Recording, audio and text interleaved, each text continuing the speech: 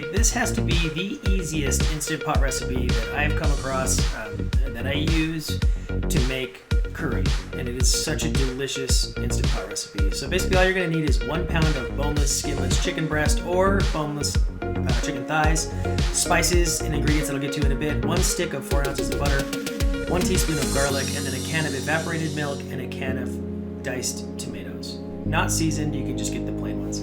So we're going to start by just opening this can of tomatoes and dropping it right in the Instant Pot. Not on saute, the Instant Pot is off, just in the off position. Next we're going to take all of the following seasonings. We have 1 teaspoon of the following: garam masala, ground ginger, salt, paprika, turmeric, cumin, and 1/4 of a teaspoon of cayenne. If you want a little more spice, you can increase the amount of cayenne that you put in.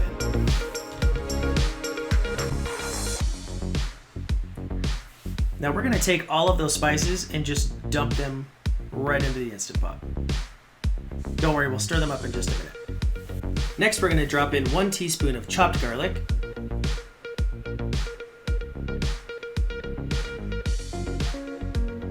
and now go ahead and stir this up until it kind of looks blended in. It turns into more of a chunky paste, almost like a salsa.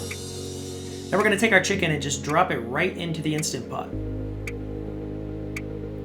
And keep it whole. We're not going to dice this up first. We're going to do that a little bit later.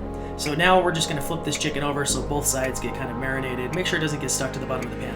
If you follow it just like this, you shouldn't have any burn notices and nothing should actually get stuck. You do not need to add any additional water.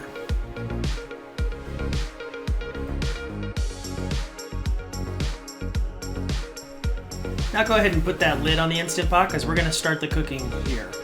Make sure you set your seal to sealing so we're not letting any air out. And now we're going to go high pressure and we're going to set it for 10 minutes. Now once that time is up, don't release the pressure yet. We're going to let it natural release for 10 minutes, which means we're going to leave it kind of still cooking for another 10 minutes. Once that 10 minutes is up though, let's release the pressure. Now meanwhile, let's dice that butter up, that entire stick of butter, into cubes.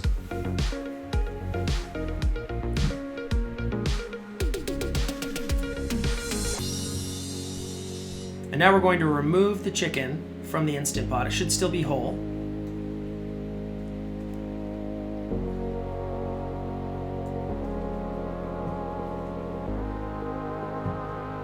And we're going to drop all of the butter right back into the Instant Pot.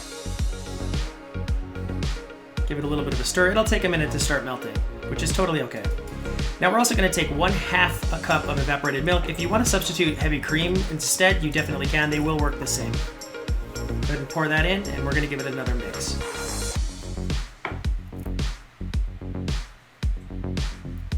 You'll notice the colors start to change from a darker red color to more of a traditional butter chicken orange or yellow.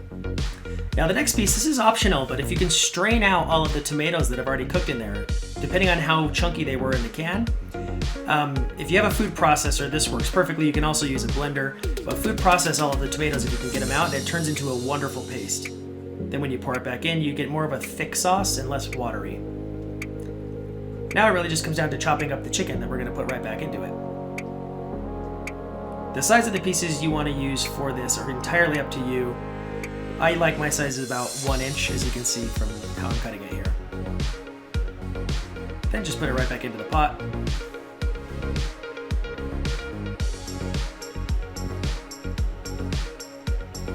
Give it a little bit of a stir. By this point, it should start to be getting really thick and more of a curry texture. And then all you have to do is serve it over rice.